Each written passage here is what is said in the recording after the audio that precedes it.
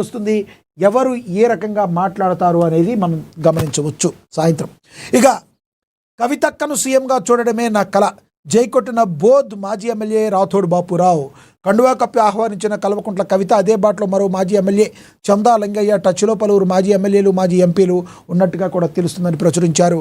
ఆదిలాబాద్ జిల్లా బోధ్ నియోజకవర్గానికి చెందిన మాజీ శాసనసభ్యుడు రాథోడ్ బాపురావు ఆదివారం అధికారికంగా తెలంగాణ జాగృతిలో చేరారు. సంస్థ అధ్యక్షురాలు కల్వకుంట్ల కవిత ఆయనకు స్వయంగా కండువా కప్పి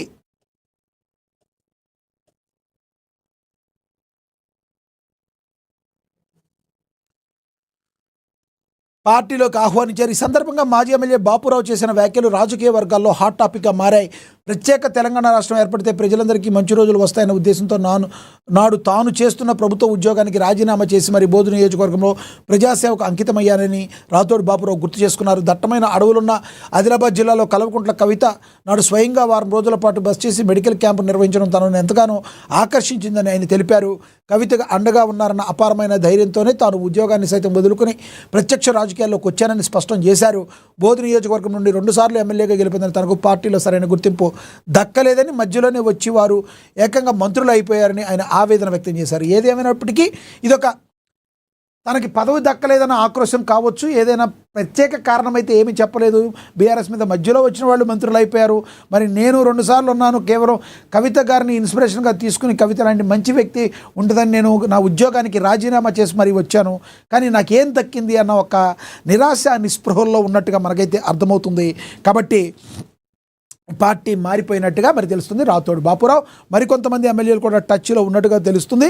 చూద్దాం మరి ఈ యొక్క పరిణామం అనేది బీఆర్ఎస్కు ఎంత డ్యామేజ్ చేస్తుందో అనేది మరికొన్ని రోజులకి మనకు ఒక క్లారిటీ వచ్చే అవకాశం అయితే స్పష్టంగా మనకి కనబడుతుంది.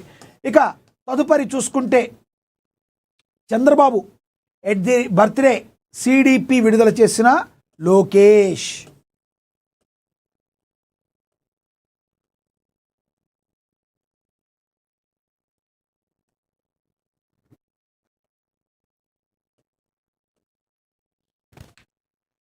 ఆంధ్రప్రదేశ్ ముఖ్యమంత్రి టీడీపీ జాతీయ అధ్యక్షుడు చంద్రబాబు 76వ పుట్టినరోజు ఏప్రిల్ 20 సందర్భంగానే తనయుడు రాష్ట్ర మంత్రి నారా లోకేష్ ఒక కామన్ డిస్ప్లే పిక్చర్ సిడిపిని విడుదల చేశారు. టీడీపీ జాతీయ వర్కింగ్ ప్రెసిడెంట్గా నియమితులైన తర్వాత లోకేష్ ఈ సిడిపిని మరి ఆవిష్కరించడం రాజకీయంగా ప్రాధాన్యత సంతరించుకుంది. మన నాయకుడు ఎన్సీబీఎన్ గారి పుట్టినరోజు గౌరవార్థం ఈ సిడిపిని అధికారికంగా విడుదల చేయడం గర్వంగా ఉందని లోకేష్ తన సోషల్ మీడియా ఖాతాలో పేర్కొన్నారు.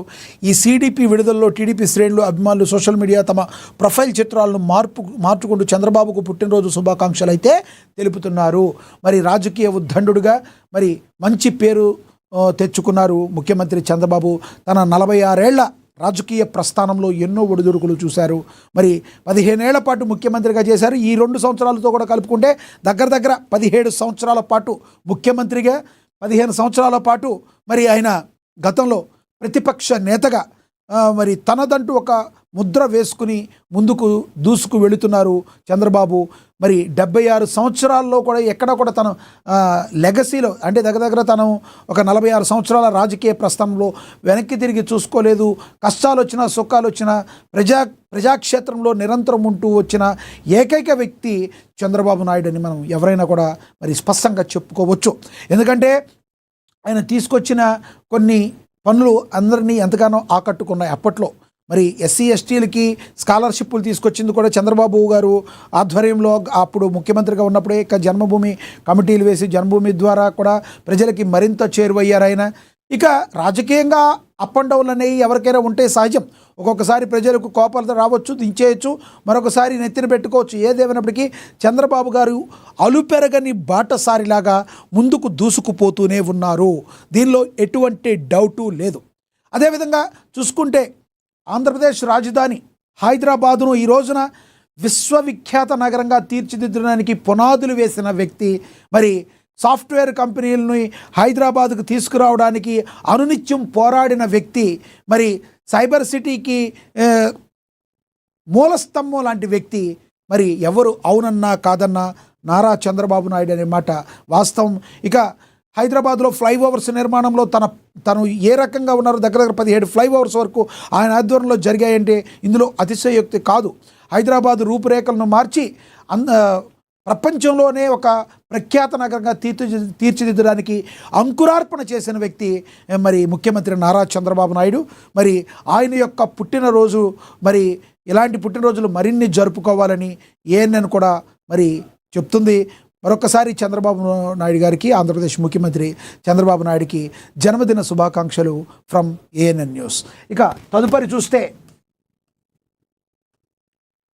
పవన్కు మోడీ ఫోన్, త్వరగా కోలుకోవాలన్న జగన్ ధన్యవాదాలు తెలిపిన జనసేనాని. చాలా మరి పవన్ కళ్యాణ్ గారికి శస్త్రచికిత్స చేశారు. మరి మన అందరికీ తెలుసు, ఎంతోమంది అభిమానులు గందరగోళానికి గురయ్యారు. మరి ఆ గందరగోళం ఇలా ఉంటే జగన్మోహన్ రెడ్డి గారు ఆయన ట్వీట్ చేశారు, పవన్ కళ్యాణ్ గారు కోలుకోవాలని ఆకాంక్షించారు. ఇది ఒక మంచి శుభ పరిణామం. రాజకీయాల్లో మరి విమర్శలు అనేవి ఉంటాయి, కానీ మనుషులకి ఏదైనా జరిగితే ఆ విమర్శల్లో మరి చేయడం కరెక్ట్ కాదు. ఒక మనిషి మానవత్వం అనేది ప్రతి మనిషి కూడా గుర్తుంచుకోవాలి. అదే మరి పవన్ అండ్ జగన్ మరోసారి నిరూపించుకున్నారు. గతంలో 2 నెలల క్రితం జగన్మోహన్ రెడ్డి గారి మరి పుట్టినరోజు సందర్భంగా జగన్మోహన్ రెడ్డి గారు నిండు నూరేళ్ళు హ్యాపీగా ఉండాలని జన్మదిన శుభాకాంక్షలు తెలిపారు జనసేన అధినేత పవన్ కళ్యాణ్ గారు. ఇప్పుడు పవన్ కళ్యాణ్ గారికి హెల్త్ బాగోకపోతే మరి శస్త్రచికిత్స ఆయన చేసుకుంటే మరి ఒక 10 రోజులు డాక్టర్ రెస్ట్ చెప్పారు. ఇప్పటికైతే ఆయనకి పవన్ కళ్యాణ్ గారికి ఏ ప్రాబ్లం లేదు. ఆయన ఒక 1 వీక్ నుంచి 10 డేస్లో ఆయన డిశ్చార్జ్ అవుతారు. కాకపోతే కొంత లాంగ్ క్రమంలో కొన్ని ఆరోగ్య సూత్రాలు పాటించాల్సి ఉంటుందని డాక్టర్స్ అయితే చెప్పారు. ఈ క్రమంలో మరి వైసీపీ అధినేత జగన్మోహన్ రెడ్డి గారు మరి ట్వీట్ చేసి ఈ రోజున మరి ఆయన మానవత్వం అనేది చాలా ఇంపార్టెంట్, రాజకీయాలన్నీ తర్వాత అని మరి పటాపంచలు చేయడం అయితే జరిగింది.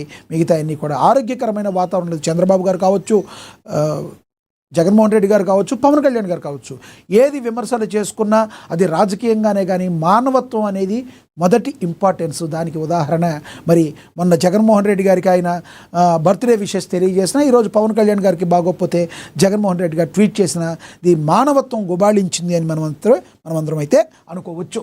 ఒకసారి చూద్దాం ఏం రాశారు. త్వరగా కోలుకోవాలన్న జగన్ ధన్యవాదాలు తెలిపిన జనసేనాని. ఏపీ డిప్యూటీ సీఎం జనసేన అధినేత పవన్ కళ్యాణ్కు ప్రధానమంత్రి నరేంద్ర మోడీ ఫోన్ చేశారు. అనారోగ్యం కారణంగా శస్త్రచికిత్స చేయించుకున్న పవన్ కళ్యాణ్ ఆరోగ్య పరిస్థితిని ఆయన అడిగి తెలుసుకున్నారు. ఈ సంభాషణ అనంతరం ప్రధాని మోడీ ఎక్స్ వేదికగా స్పందిస్తూ పవన్ త్వరగా కోలుకోవాలని ఆకాంక్షించారు. పవన్ కళ్యాణ్ గారితో మాట్లాడాను, ఆయన చాలా ధైర్యవంతుడు, ఆయన సంపూర్ణ ఆరోగ్యంతో త్వరగా కోలుకోవాలని ప్రార్థిస్తున్నారని ప్రధాని మోడీ తన మరి పోస్ట్లో పేర్కొన్నారు. ప్రధాని చూపిన ఆప్యాయతకు పవన్ కృతజ్ఞతలు తెలిపారు. మోడీ ఆశీస్సులు ప్రోత్సాహంగా తన గొప్ప బలాన్ని ఇస్తాయని ఆయన బదులిచ్చారు. ఈ మేరకు పవన్ స్పందిస్తూ గౌరవనీయులైన ప్రధానమంత్రి నరేంద్ర మోడీ గారికి ధన్యవాదాలు. సర్జరీ అనంతరం నా ఆరోగ్యం గురించి తెలుసుకోవడానికి సమయం కేటాయించి మాట్లాడినందుకు కృతజ్ఞతలు. నా ఆరోగ్యం పట్ల మీ ఆందోళన, నేను త్వరగా కోలుకోవాలని మీరు తెలిపిన శుభాకాంక్షలు నాకు గొప్ప బలాన్ని ఇస్తున్నాయి. మీ మార్గదర్శకత్వం, మద్దతుకు ఎల్లప్పుడూ నేను కృతజ్ఞుడై ఉంటాడని తన పోస్ట్లో పేర్కొన్నారు. పవన్ కళ్యాణ్ ఆరోగ్య పరిస్థితిపై ఆయన సోదరుడు మెగాస్టార్ చిరంజీవి ఎక్స్ వేదికగా స్పందించారు. కళ్యాణ్ బాబుకు వైద్య ప్రక్రియ విజయవంతంగా పూర్తయింది. ప్రస్తుతం ఆయన క్షేమంగా నిలకడగా కోలుకుంటున్నారు. వైద్యుల సూచనల మేరకు సాధారణ కార్యకలాపాలకు తిరిగి రావడానికి సుమారుగా 1 వారం రోజులు పట్టవచ్చు. ఆందోళన చెందాల్సిన అవసరం లేదు. మీ అందరి ప్రేమకు, ప్రార్థనలకు ధన్యవాదాలని చిరంజీవి గారు పేర్కొన్నారు.